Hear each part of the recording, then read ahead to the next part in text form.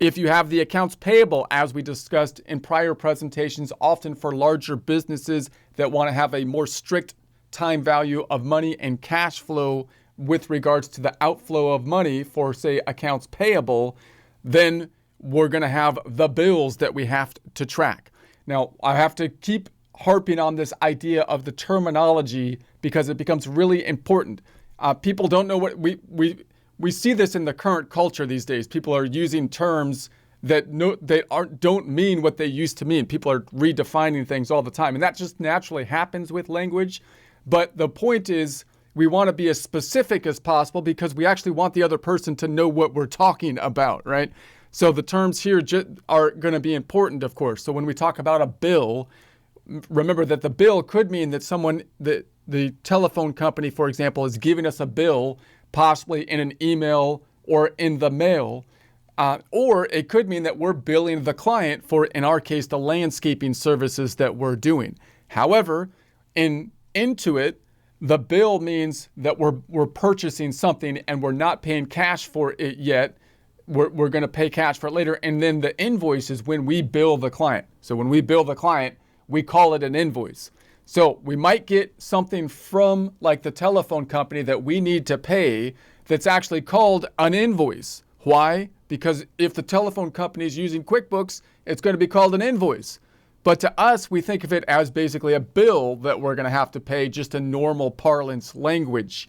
And then when we enter it into the system, note that we might not enter it in as a bill because we might enter it simply as an expense form. In other words, when they send me the electronic bill for the telephone company, I might just say, hey, look, just automatically pay it and then wait till it clears the bank feeds, and then I'll record it with an expense form. I will never enter the bill into the system as a bill. I'm going to enter it as an expense form, or I might actually write a physical check instead of entering it as a bill. That's what a lot of small businesses will basically do.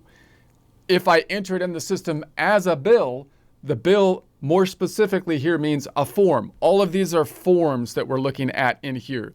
And that doesn't mean necessarily that we're going to give the bill to anybody or print it out. That means that it's a data input form. It's a data input form that will record a transaction in accordance with the double entry accounting system, at least 2 accounts being impacted. So that's what this bill basically means. What's the account that's going to be affected? It's going to be accounts payable. So when you think bill, you think accounts payable is going up. Accounts payable is the account that means that we owe people money. So let's go to the balance sheet and just take a look at that. So where could we find the bills that are going to be entered? They're going to be under the accounts payable. That's a liability account. So if I scroll down to the liabilities down here, we have the accounts payable. If I drill down from the end product into the source document, I can drill down on the 2024 numbers because that's where they currently are located. And you can see that all the transactions give me the form type. I can see what is happening just by the form type. That's the beauty of it, because I can say, hey, it's a bill. That means accounts payable went up. And I can see this is a bill payment. That means accounts payable went down and we paid it with basically, in essence, a check. Notice that accounts payable, like most accounts, only has a couple forms that impact it. In this case, only bills and bill payments, right? We have it go up with a bill, we decrease it with the bill payment.